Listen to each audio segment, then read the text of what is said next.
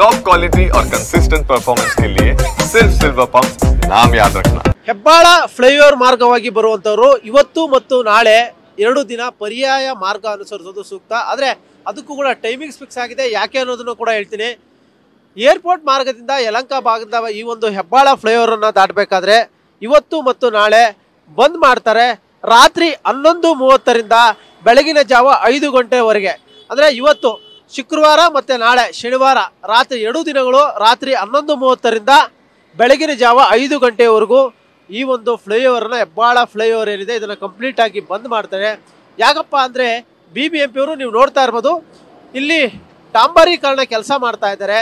ಈ ಒಂದು ಕೆಲಸ ನಡೀತಾ ಇರುವ ಹಿನ್ನೆಲೆಯಲ್ಲಿ ಇವತ್ತು ಮತ್ತು ನಾಳೆ ಇದನ್ನು ಕ್ಲೋಸ್ ಮಾಡೋಕ್ಕೆ ಈಗಾಗಲೇ ಟ್ರಾಫಿಕ್ ಪೊಲೀಸರಿಗೆ ಮನವಿ ಮಾಡಿಕೊಂಡಿದ್ರು.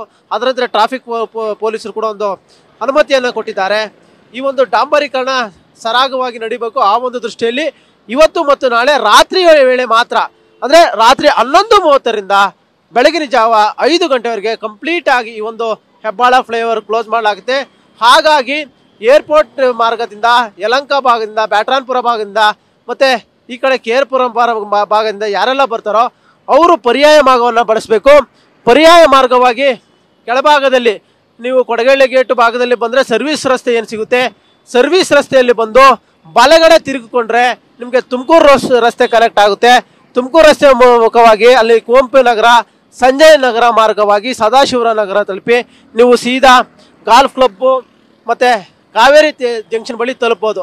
ಆ ಮೂಲಕವಾಗಿ ನೀವು ಬೆಂಗಳೂರು ಸಿಟಿ ಎಂಟ್ರಿ ಆಗೋದಕ್ಕೆ ಒಂದು ಪರ್ಯಾಯ ಮಾರ್ಗವನ್ನು ಕೂಡ ತೋರಿಸ್ಕೊಟ್ಟಿರುವಂಥದ್ದು. ಹೀಗಾಗಿ ಇವತ್ತು ಮತ್ತು ನಾಳೆ ಯಾರೆಲ್ಲ ಈ ಒಂದು ಏರ್ಪೋರ್ಟ್ ರಸ್ತೆಯನ್ನು ಬಳಸಬೇಕು ಅಂತಿದ್ದೀರೋ ಅವರು ಅದರಲ್ಲೂ ಕೂಡ ರಾತ್ರಿ ವೇಳೆ ರಾತ್ರಿ 11:30ರಿಂದ ಬೆಳಗಿನ ಜಾವ 5 ಗಂಟೆವರೆಗೆ ನೀವು ಪರ್ಯಾಯ ಮಾರ್ಗವನ್ನು ಅನುಸರಿಸಲೇಬೇಕಾಗುತ್ತೆ.